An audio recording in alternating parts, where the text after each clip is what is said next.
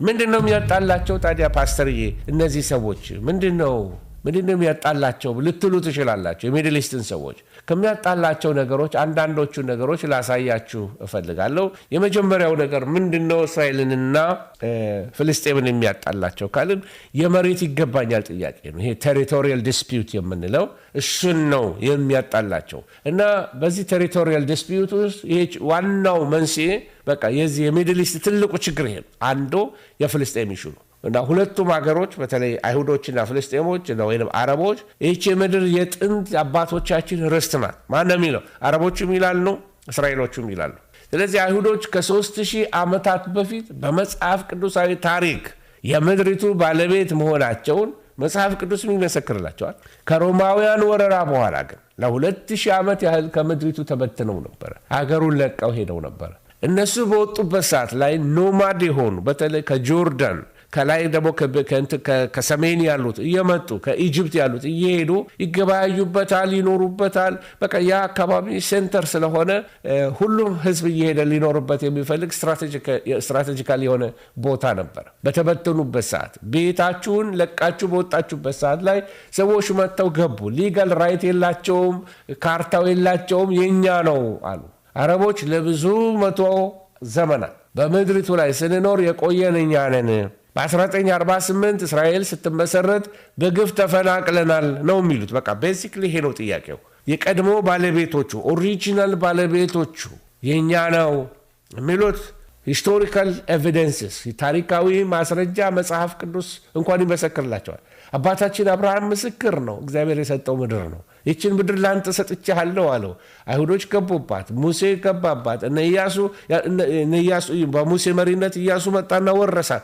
ይሄ ያንተ ምድር ነው ስለተባሉ ከዛ በፊት የነበሩት አረቦችም አልነበሩ። ከዛ በፊት የነበሩት ያቡሳቡያን ምናምናውያን ዋውያን የሚባሉት እነሱ በሙሉ አረቦች አይደሉም፣ ሌላ ኔሽኖች ናቸው። የጠፋ ኔሽኖች አሉ፣ ፌርዛውያን ምናምናውያን የሚባሉ ሌሎች ናቸው።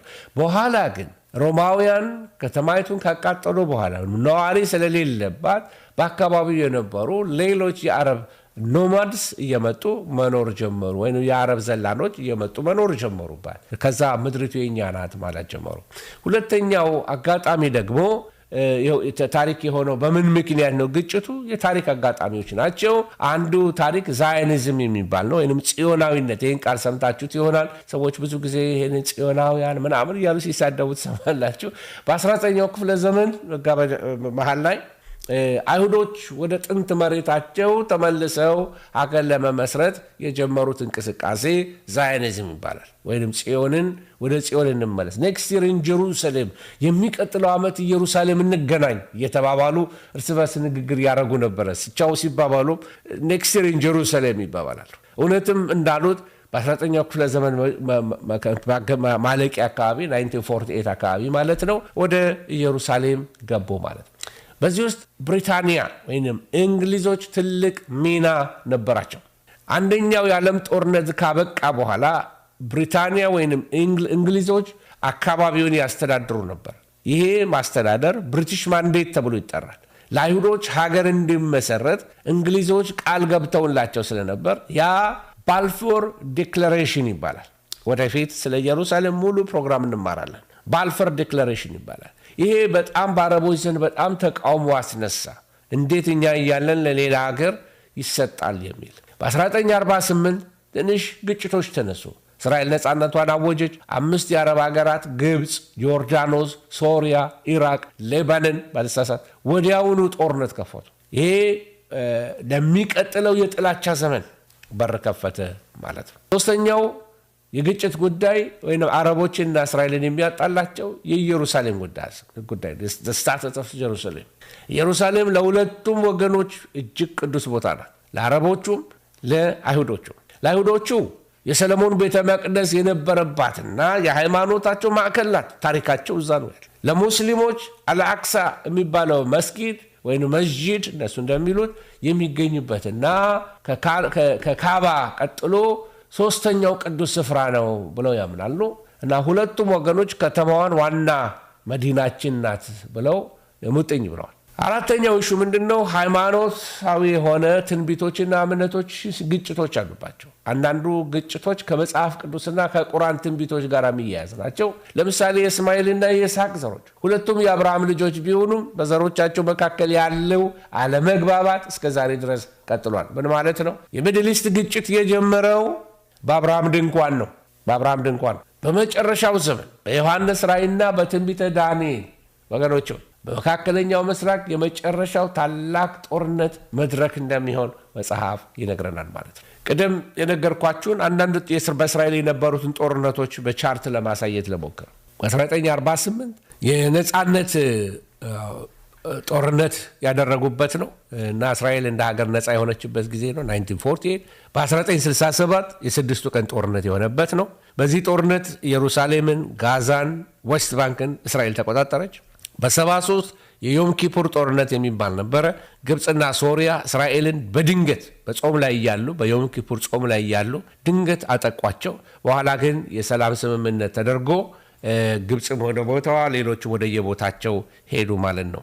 ጦርነቱ እስራኤልን አላጠበባትም፣ የባሰ አሰፋት። በፊት በጣም ትንሽ የሆነች ሀገር ነበረች። እስራኤል ግን እየሰፋች ዶሚኔት እያደረገች አካባቢውን ሁሉ እየተቆጣጠረች መጣች ማለት ነው። እና ይህንን የምላችሁ ምንድን ነው? አሁን በመጽሐፍ ቅዱስ ሚዛን ላሳያችሁ እና በዚህ የነበሩት ህዝቦችን ታሪክ ላሳያችሁ። በመጽሐፍ ቅዱስ ሚዛን እኔና እናንተ የምናየው አሁን በጣም ከሚያሳስበኝ ነገር አንዱ መጽሐፍ ቅዱስን እናውቃለን የሚሉ ጸረ ሴማዊ የሆኑ ወይም ደግሞ አንቲሴሚቲዝም ክርስቲያን አንቲሴሚቲዝም ክርስቲያኖች ናቸው፣ ግን አይሁዶችን በጣም የሚጠሉ መጽሐፍ ቅዱስ አስተማሪዎች በየስፍራው ብቅ እያሉ ነው። ኢትዮጵያውያን ይሄን ገርሞኛል። አይሁድን የመጥላት በዚህ በአረብ ፖለቲካ በጣም ብሬኖች ከመሆኑ ካልቸሩን ካለማወቅ የተነሳ እስራኤል ሀገር ካየሁት አንድ ነገር በጣም ከገረመኝ ነገር 24 ሰዓት ብትሄዱ በጣም ሰላማዊ ነው። ሁሉም የሚበላው በቃ ይሄን ፈላፈል ነው። ፒስፉል የተለያየ አይነት ዝርያዎች አሉ። አይሁድ ብቻ አይደለም ያለው፣ አረቦች አሉ። ፒስፉል የሚኖሩ ከእስራኤል ጋር ባስ የሚነዱ ትልቅ ቦታ ላይ የሚሰሩ ሚሊተሪ ውስጥ ያሉ የሚገርም አሉ። ሌሎች ዝርያዎችም አሉ። ኤክሰፕት ከፓለስቲኒያንስ በስተቀር ሌሎች አረቦች ይኖራሉ። የሞሮኮ አረቦች አሉ፣ አሁን በዛ ኢትዮጵያውያኖች አሉ። እና ሁሉን አቅፎ የያዘች አገር ናት። ከውጭ እንደሚወራው እንደ ፖለቲካው እንዳታዩ ትላችኋለሁ።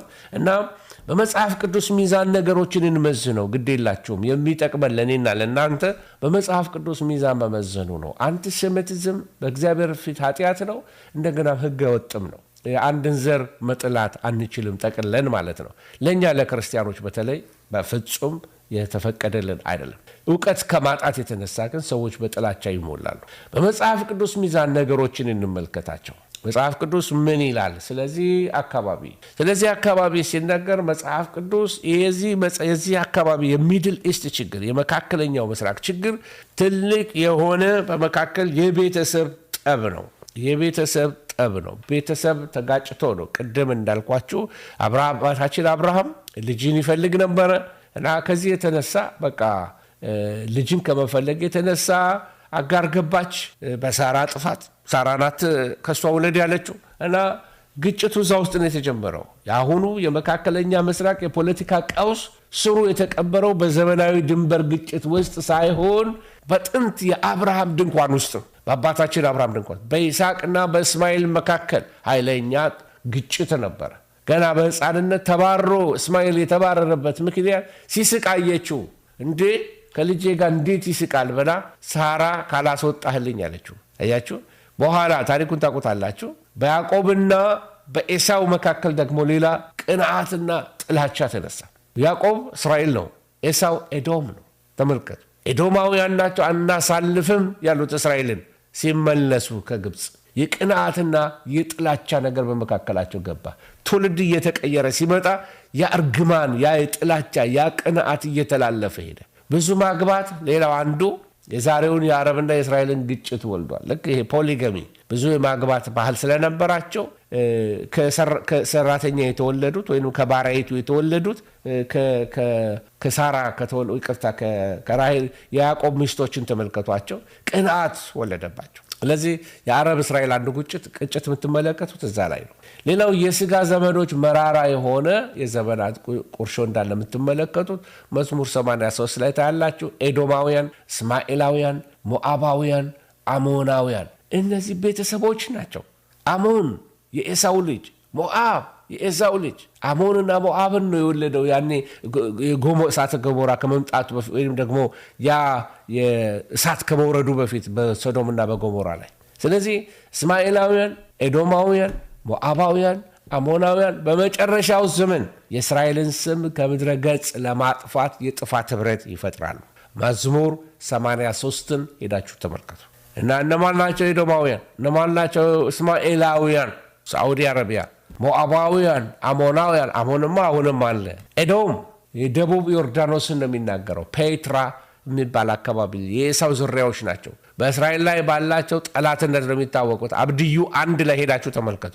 እስማኤላውያን ሳዑዲ አረቢያ ናቸው። አብዛኛው የአረብ ዓለም እና የአብርሃም ልጆች የእስማኤል ዘሮች ናቸው። በዘፍጥረት 16:12 ላይ እጁ በሁሉ ላይ ይሆናል ይላል። ምን ማለት ነው? በቃ ሁሉም በሰይፍ መግደል ይወዳል። ሰልፈኛ ነው። ይሄ ተተንብዮበታል። በለው ሞዓብን ውሰዱ። ሞዓብ መካከለኛው ዮርዳኖስ ነው። የሎጥ ልጆች የሞዓብ ዘሮች ናቸው።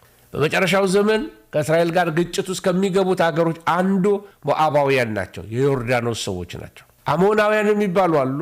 እነዚህ ሰሜን ዮርዳኖስ ያሉ ዋና ከተማቸው አማን ተብላ የምትጠራ አሁንም እንኳን ማለት ነው የሎጥ ሁለተኛ ልጆች የአሞን ዘሮች ናቸው። ዛሬ የዮርዳኖስ ዋና ከተማ በስማቸው ትጠራለች።